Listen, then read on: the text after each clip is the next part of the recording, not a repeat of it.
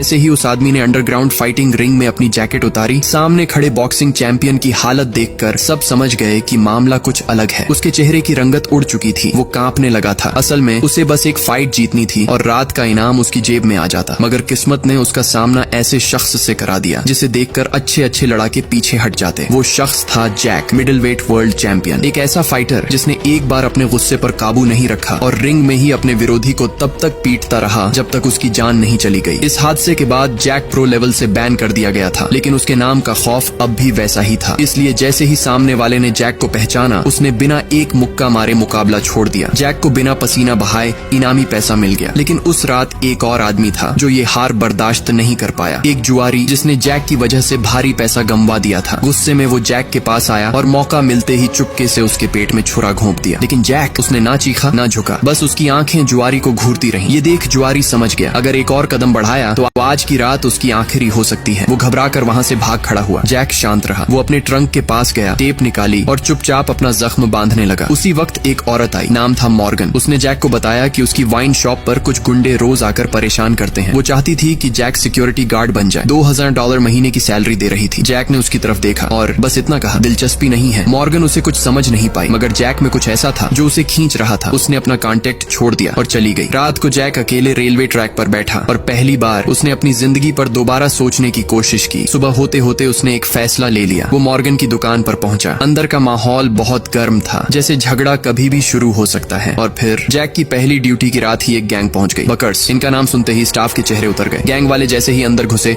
बदतमीजी शुरू हो गई। कस्टमर डर कर बाहर जाने लगे। दुकान खाली होने लगी। लेकिन जैक, वो एकदम शांत था। उसने बस अपनी कुर्सी से उठकर गर्दन घुमाई और उनकी तरफ बढ़ने लगा। अब दोस्तों, अगर आप पार्ट 2 भी देखना चाहते हो तो कमेंट में जरूर बताना।